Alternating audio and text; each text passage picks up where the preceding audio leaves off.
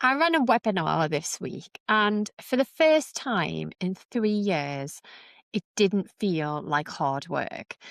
The students were engaged, they responded, they stayed with me. And halfway through, I remember thinking, this is what it's supposed to feel like. Because for a long time of doing these open lessons, it absolutely hasn't felt like that.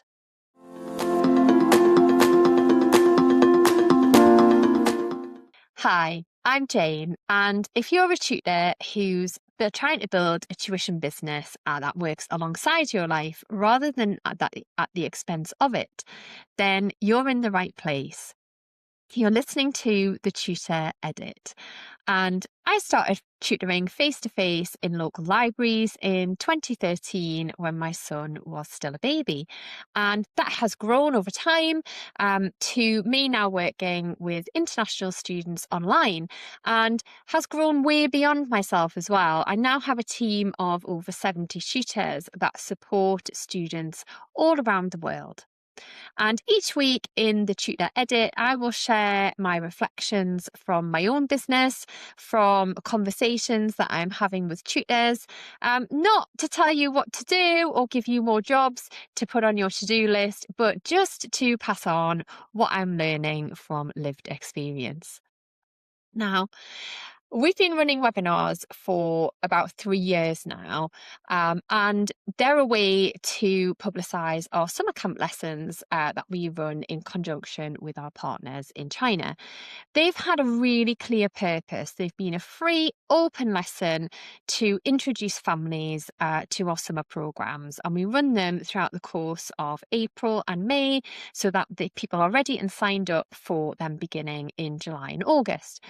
And this is where the international element can really matter because, unlike most UK families in the domestic market, our international clients are often very actively looking for structured learning during the holidays. They want momentum, they want continuity, they want progress. So, that can be a real difference to the domestic market in that a lot of our international clients want more tuition during the holidays, not less. They don't necessarily take breaks. The webinar becomes the first step for parents to experience our teaching. They see the quality of the provision that we have on offer. And from there, they will generally move into our group programs in the summer. Now, what we often see is that those group programs will then often lead into longer term support, maybe in one-to-one lessons, or maybe they join another group that we're running as well. Because by that point, the summer camp lessons are a really easy way to build trust. They've seen our teaching, they know the quality that we have on offer, and it's a way to build trust with families in a way that can create a longer term relationship. But there's also another layer to this, and this has become just as important. It's something that we've seen more and more over time. The webinar isn't just for new families. It doesn't always attract new families. It's also started to attract families that we are already working with as well. So we might have a student from somebody who is already doing one-to-one lessons in English, for example. But when they attend a webinar, sometimes with their parents, they're suddenly experiencing what it's like to learn with us, maybe in a different subject, a different format, and also a different context as well, because we're teaching in a group situation. And that can open up something completely new because now we're not just the English tutor, we are a team that can offer more broad support. So it's a way of advertising the other support that we have on offer for students and to become a kind of one-stop shop, if you like, for all of their tuition needs. So what can often happen is that a student who joins a webinar could end up joining the group program. So, for example, the summer camp lessons that we offer, maybe it's in a second subject, and then from there we can start to develop a relationship that then leads to one-to-one support in that subject too. So it's also a way about bringing people in, new people in, but it's also a way of expanding our current provision as well to families who we already support. And this is sometimes something that tutors can miss, because often we're so focused on getting new students that we can often overlook what's already there, the students that we already have. And if I'm being completely honest, even knowing all of this, these webinars have often felt like they can be hard work. So the client base that we're working with can be quite reserved, just as a kind of as a way of not wanting to put themselves out there, of maybe not wanting to contribute so much to the chat. And for a long time, it felt like it was me that was doing a lot of the lifting and the lessons. We've all been there, haven't we? We're doing all the work, we're giving the enthusiasm, and we're not really getting much back in terms of contributions. Trying to create that energy is quite, it's a high level, trying to draw out those answers. And last year, and we delivered a white WeChat stream. So we went live, had a live stream on WeChat. That went out to hundreds of students. And that actually forced a bit of a shift, because at that scale, you can't really rely on interaction. You have to create opportunities for it. You have to really think and plan for that. And after these experiences, so the year one was on Voove as a kind of like a normal webinar, the equivalent of Zoom. And then we did it on WeChat as a live stream. This year we went back to Voove and it finally clicked. It was absolutely fantastic. Didn't change many things. I didn't change everything for sure. I just refined a few key things based on what I've learned over the last 5 years of working with international families, but also of running these webinars as well, because what works in a one-to-one lesson doesn't necessarily work in a webinar style either. So the first was clear scaffolding. I stopped assuming that they would contribute, and started designing for the probability that there would not be much interaction. So there was much more modelling, there was much more focus on guided responses, there was much more structure within the framework of the lesson that I was teaching. And instead of asking open questions and waiting, I brought them with me, like step by step. And this is what's especially important, particularly with international students. English may be their second language. They may be more cautious in a group setting, for example. And so it was really important that I brought that knowledge and understanding with me to demonstrate that I can be proactive and preempt this situation. The second was being really intentional, not just about teaching the content, but about what I wanted the students to do as a result of this. So identifying the key phrases that I wanted them to pick up on, they're the moments that will resonate the most, and thinking about what I wanted their responses to be and planning for that to happen in much more minute detail than I had done previously. Because yes, this webinar is absolutely about teaching. It's about showcasing the high quality that's on offer, but it's so much more than that. It is a real exercise in building trust with the family, with the students. And that has really contributed to one of the biggest shifts that I've made with teaching in this style, because this is often a point of hesitation. Many of our international families come to us used to one-to-one lessons. They want one-to-one, they want that bespoke support. And webinar, you can't necessarily provide that. So planning to give bespoke support where possible was really, really important to integrate those opportunities into the website. So I used the masterclass to demonstrate the benefit of group teaching as well. They were able to see like that shared thinking. When there were contributions, we could build on ideas, we could allow the students to learn from each other.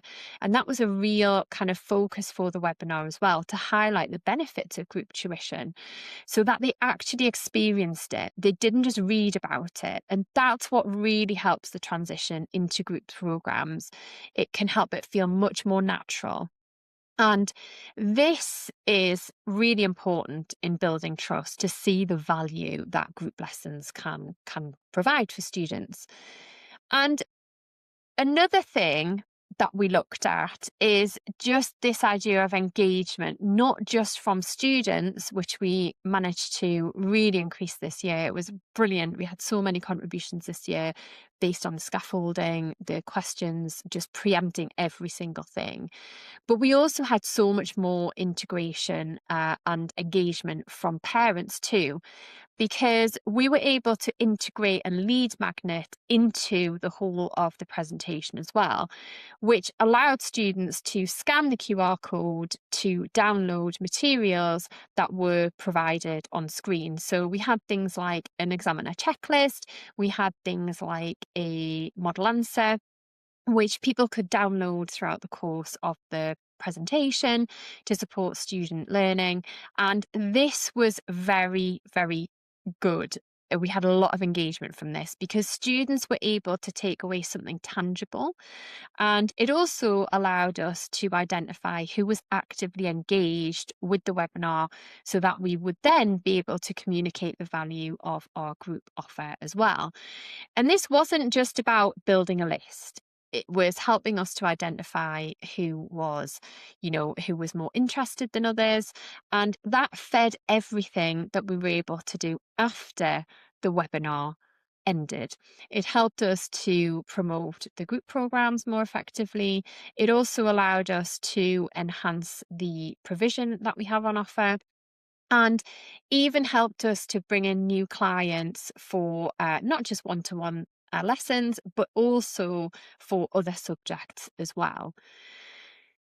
We also started looking at how we can kind of look at different angles for support. So a lot of our support has been purely academically focused, and yes, there will always be an academic focus for our tuition because that's what clients want from tuition and from tutors. But we also have trialed something new this year that is focused on enrichment, whilst building critical skills that students need for success. So with our international families, they clearly value academic outcomes, but they also care about experience, they care about prestige, they care about the bigger picture as well. So we've created some other programs this year to launch as a bit of a trial, to see how they land and how this supports students. And all of this has come from just learning over time, refining what we're offering, and not changing anything big, but just making sure that we're just constantly making those micro adjustments every time we do something, constantly tweaking, constantly improving, so that we can continue to upgrade and support our students in the best way. Now, my biggest takeaway from this webinar was that exactly that. It wasn't just about kind of churning out the same thing over and over again on repeat. It's about thinking about what the session could lead to and preempting that. It's about tweaking what we have done previously and then looking to see what we could improve about it. And webinars can be incredibly powerful tools for your business. Now, it may be that you don't have international students, and I've talked a lot about this in terms of the niche of international tuition, because that is my expertise. But you can also run these as masterclasses for domestic clients too. You could run open lessons and kind of have a showcase of what you have on offer, because it's very clear that a webinar is one of the most powerful tools that your business can use. It can build trust very quickly. It can help you identify who needs help and how you can support them. And it can attract not only new clients into your business, but also help them to understand what else you have on offer. Now, that may not be necessarily a different subject. Obviously, we have a team, and we can offer a range of different subjects in our business. But it could be a different approach that you have, or Maybe it's something extra that you're considering offering, a new service that's tied to your subject specialism. Um, and that could be something that you could consider running a webinar for in order to publicize it and bring new people into your world, open up to existing clients, and maybe it's a way of gaining referrals or opening it out to new services that you are offering as well. Now, if you're interested in building this kind of work into your tutoring business, especially if you're thinking about working with international students, I've put together a free guide on how to get your first international client. Now, you can download that using the QR code, which is on your screen now, or I will link it in the show notes too if you're listening on audio. It'll give you a really clear starting point. And this will really help you to understand not only the client base, but also thinking about how you can structure your offer, whether you're working with international clients or not. As always, if you've enjoyed this episode, then please make sure that you're subscribed so that you don't miss our next episode, which will be released next week.